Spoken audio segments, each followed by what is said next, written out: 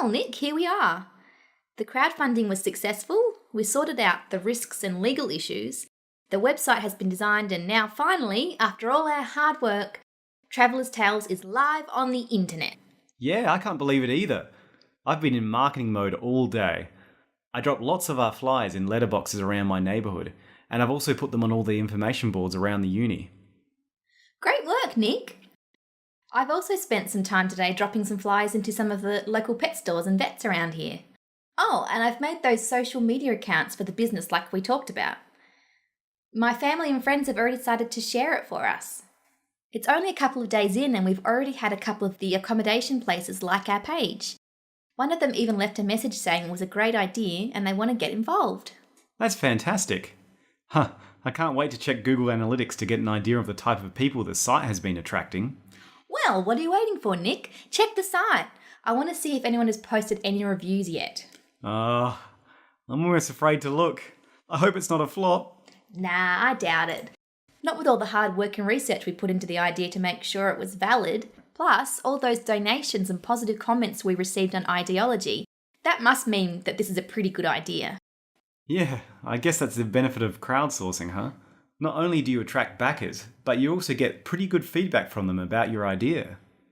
Well, not only that, but they made us think about the potential risks, which also got us thinking about other aspects we need to consider, like how we raised our budget to be more realistic. Yeah, I'm really glad that we thought about that one ahead of time. We'd be in a very different situation now if we hadn't considered all those legal implications. Okay, Nick, open up Traveller's Tales and let's see what people have posted. Okay. Well, it sure looks like there's been some activity here, Sue. Awesome! Let's read some of the reviews. Okay. Here's one for Holiday Haven on the coast. Is it from a pet? Yep, from Sasha. Oh, you posted a review from Sasha? Yeah, just to get things rolling. Well, what did she say? I stayed at the Holiday Haven 2 weeks ago, right in the middle of the summer break.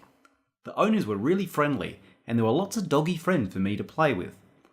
We got to go romping on the beach in an area that allows dogs to be off-leash, and we did heaps of swimming, playing fetch, and rolling in the sand. The food was great, just not enough of it. But my peeve is that I had to sleep in a kennel with other dogs at night. That's not cool. I like to be able to snuggle up in a cosy basket by my owner's bed. Apart from that, the holiday was great fun, so overall I give it a paws up for perks and a paw down for that peeve. Is that what Sasha really thought, Nick? Well, I don't know for sure, but you know how she loves to sleep near me. And she did whine every time I left her at night to go inside. She did settle eventually, but I thought it was a bit hard on her. Has anyone from the accommodation responded yet? Not yet. I hope they do. I'd be interested to know why they don't allow pets to stay in the owner's room. Okay.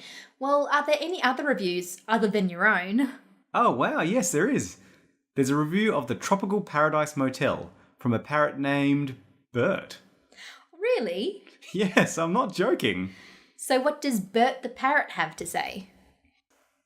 Tropical Paradise lives up to its name. A glorious motel right in the middle of a tropical paradise. I was allowed to go into a great big aviary and they gave me lots of toys and treats. I thoroughly recommend Tropical Paradise to all my feathered friends. My only pet peeve is that I like to have my cage covered at night to ensure that I get a good full night's beauty rest.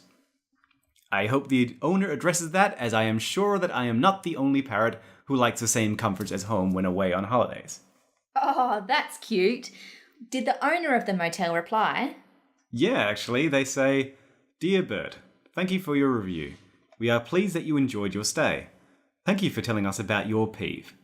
We will endeavour to provide that service for all our feathered guests in the future. Please do come again." Wow, it's great that they actually responded. Yeah, it's awesome. It shows that the whole two-way web thing can be a useful tool. Well, not only for marketing, but also for customer relations building and management. Right. Are there any more reviews, Nick? One here from Ali. Wait, isn't that John's cat? Sure looks like him. I guess our friends are helping us to get the ball rolling. Fabulous. So what does Ali say? Oh, here we go. Ali here.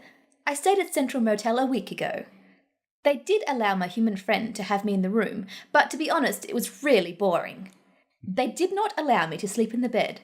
I had to sleep in their pet carrier. And there were no comforts of home, no mice to chase, and no special treats. I definitely would not recommend that place to any of my feline friends. Paws down from me. Well, that's pretty harsh review from Ali there. Yeah, if that is John's cat, it makes sense. She's a real grumpy cat. She's also a real snuggler who always wants to sleep in the bed. Is there any response to that one from the Central Motel?